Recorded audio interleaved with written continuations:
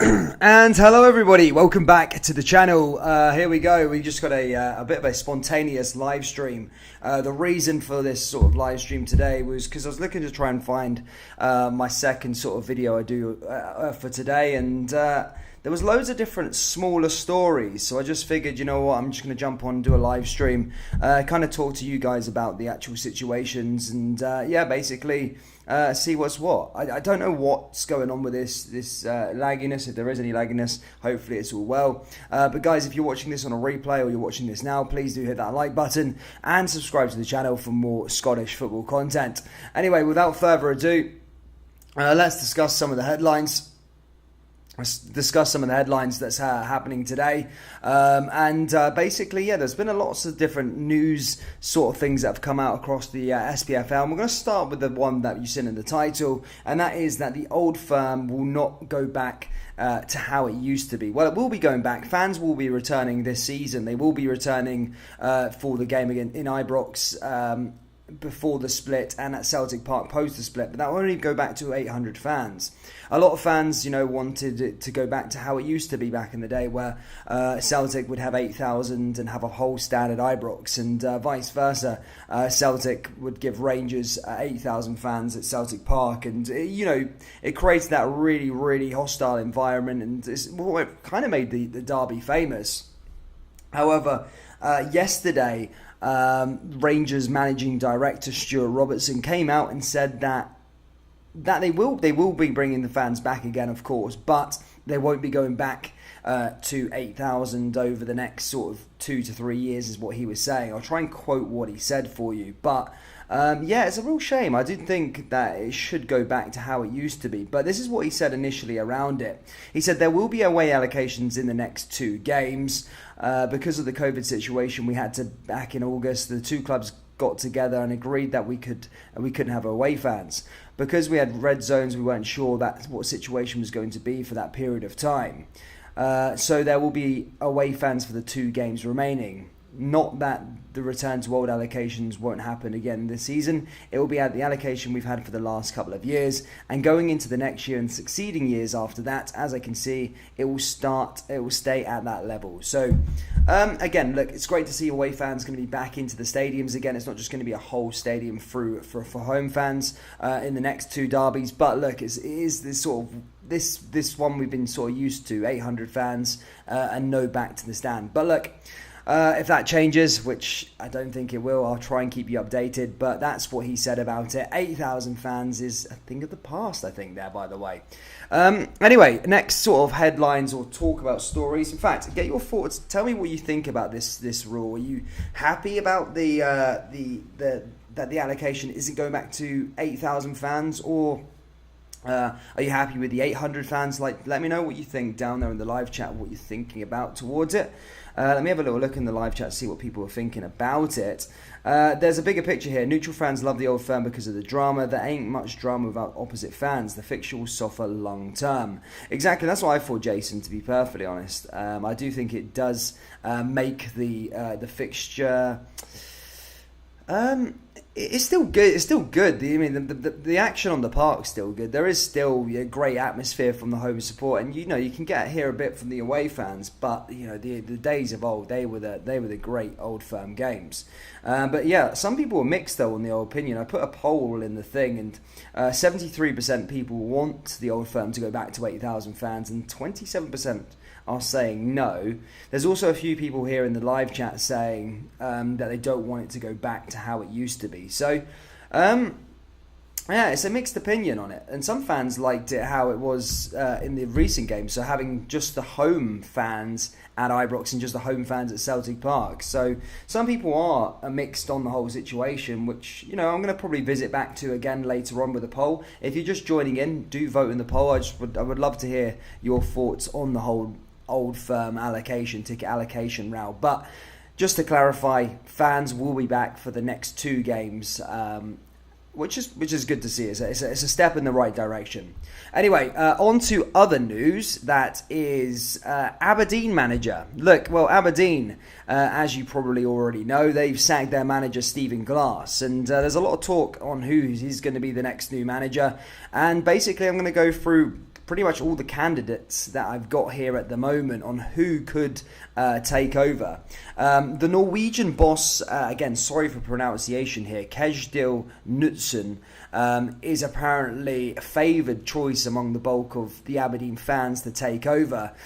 He's been working at Bodo Glimt, and what he's done there, really, if you've followed him in the Europa Conference League, has been remarkable, really. They've done really, really well in Europe and, of course, domestically as well. And that's who the large bulk of Aberdeen fans want as their manager, and I think is currently the bookies' favourite. In fact, I'm going to come off that because it keep making it laggy for some weird reason.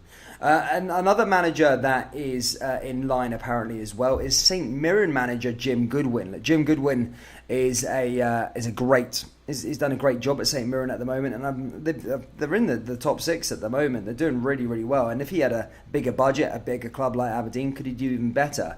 Well, that's where fans are looking at the moment and saying that Jim Goodwin would be maybe a good name to take over the Aberdeen job. So he's second favourite there at the moment.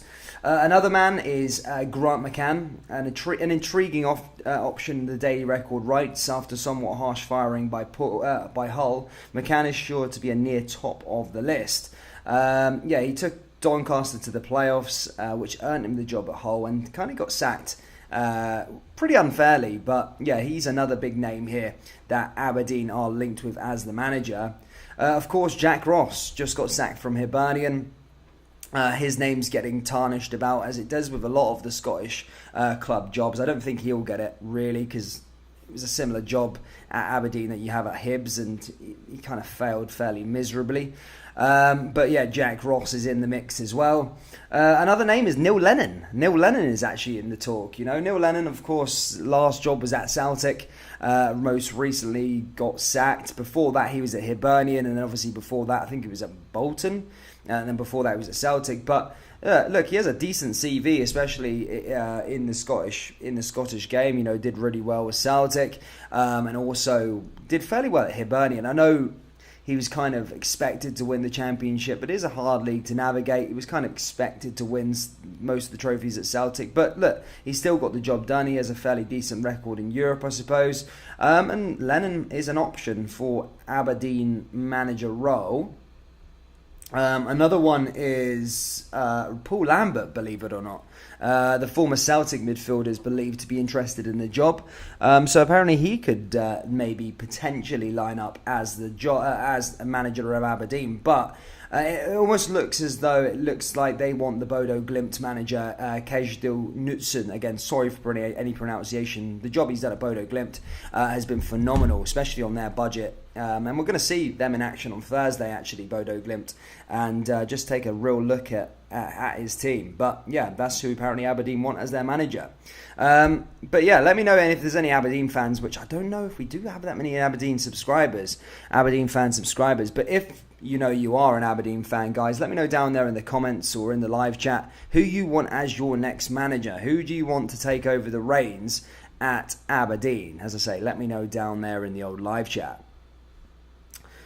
Troops, if you are just tuning in, please do smash the old like button, subscribe and all that good stuff.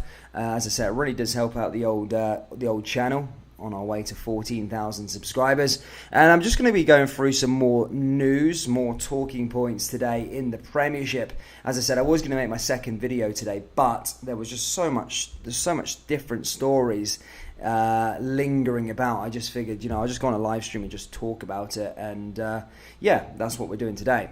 Right, so some Rangers news. Rangers fans, here we go. I know we just covered the Old Firm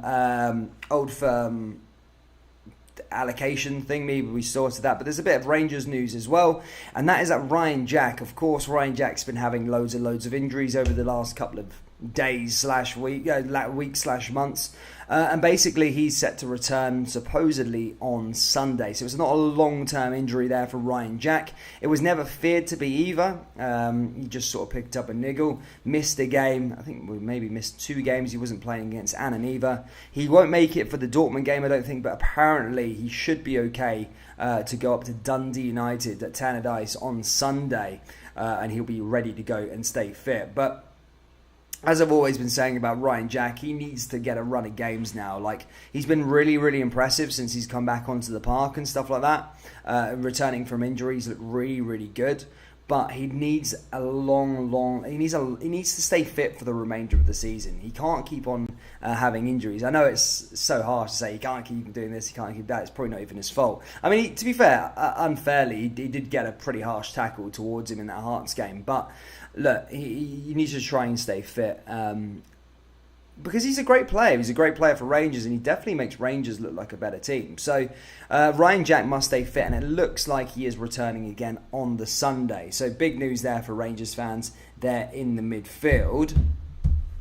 Sticking with Rangers, and there is another story. Well, I say sticking with Rangers, and that is that Brandon Barker. I know Brandon Barker obviously reported around a week ago or on transfer deadline day that he had left the club on a mutual sort of consent. You know, he ended up exiting the club.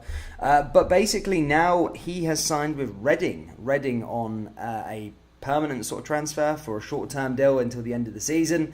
But yeah, that's just to keep you updated with Brandon Barker. He's signed with Reading down in the Championship. Let's have a look at Reading, what are they up to these days. I think they're in a bad place yet. I think they might be in a threat to get relegated, you know. Yeah, 21st in the Championship. They're free-falling down that division. And yeah, basically, Brandon Barker has signed with them, which I'd say is a decent signing, a decent club for him as well, because I didn't really rate him at Rangers, to be perfectly honest. Let's have a little look in the live chat, see what everybody's saying. Is Haaland out for the Dortmund game? Yes, that's what people are saying. That he won't make that first leg. He might be there for the second leg, but I don't think he's going to be there for the first leg. I was meant to get away at Parkhead. Good to see everybody. Evening. Celtic don't need Rangers fans for the atmosphere, someone says. There we go. Let me introduce you to Dudley and Eunice. I'm watching PSG game tonight. Yes, of course, Champions League football. Sorry to disrupt you whilst the Champions League's on, but I just figured we'd talk about some talking points because I just couldn't pick a topic to do a video on. There's just so much to talk about. Now, obviously, the next part of the news is for the Celtic fans. You know, of course, Bodo Glimt is the next opposition for Celtic on Thursday. A big game for Celtic, to be fair. Obviously in the Europa Conference League, a lot of fans, you know, saying, can Celtic do the quadruple? Look, League Cup already in the bag, top of the SPFL. Again, still a long way to go in that one. Quarterfinals of the Scottish Cup, and now in the knockout rounds of the Europa Conference League. Now, basically, this is what the news is regarding that, and that's Ange Postecoglou has been asked regarding Celtic whether he thinks Celtic can go and win the Europa Conference League, and he has said yes. He said that that's what he's aiming for. Again, look, I can say that I want to be a multi-billionaire. Does it necessarily mean it's going to happen? Maybe. It depends if I work hard for it. But with Ange Postecoglou, but apparently he says sights very, very high and actually wants to go on and win the competition. And this is what I want to ask the Celtic fans in here. Realistically, tell me, do you think Celtic can go and win the Europa Conference League? Let me know down there in the live chat or in the comments. Can Celtic realistically win the Europa Conference League? Obviously, there are some decent teams in. A lot of people sort of knock the Europa Conference League, say it's a pub league tournament or whatever. There's nobody in there, but there's still really, really good teams in there. There's some top sides still in the mix in the Conference League. As I was saying earlier on, Leicester City are in there, a good side. I know they're not doing so well in the Premier League, but still a great side. PSV Eindhoven, a great team as well. They're only, I think, a couple points behind Ajax at the moment in the Eredivisie. You've got Midtjylland, who already beat Celtic earlier in the season. Marseille, great team. You've got Partizan Beograd as well. They're a good side. Sparta Prague, who beat Rangers this season, beat Celtic last season. So another good side there. And that's just in the playoff round. That's excluding the next sets, the champions of the groups. So if I was to have a little look at the other teams in the groups, to see who's actually left in the competition, there is some still really, really good teams left in the pot, believe it or not. I'll just go through them. I think Feyenoord are in there as well. Roma, of course. Roma, a hard side. So there are some big teams left in the competition. So, realistically, I want to know what Celtic fans are thinking ahead of the Conference League. Is it a realistic possibility of actually lifting the trophy come the end of the season? Still got teams like Marseille, PSV and Slavia Prague, says Andy Brown. Exactly, that's what I was saying. Yes, of course, Dortmund are excellent with or without Haaland, but Rangers and Celtic need all the help they can in Europe. Celtic fans are saying no, they can't win. Unfortunately not. So no one really confident with that one though. Celtic can go to the final. Yes, say loads of people. Yeah, so again, people mixed on the whole subject. Some people think Celtic can win the Conference League, and some people can think that they can't. However, if I was to put this towards you, Celtic fans, let me know down there in the live chat as well and in the comments. Out of the league or the Europa Conference League, which one are you picking? I know it sounds almost like a trick question, but it's not. Usually people would say the European trophy over the league title, but this year with the Champions League, you only actually get Europa League group stages from winning the Conference League. Yeah, you may get a bit more extra money and prize money in the Conference League, but I think there's way more money and a more prestigious competition on the line within the league.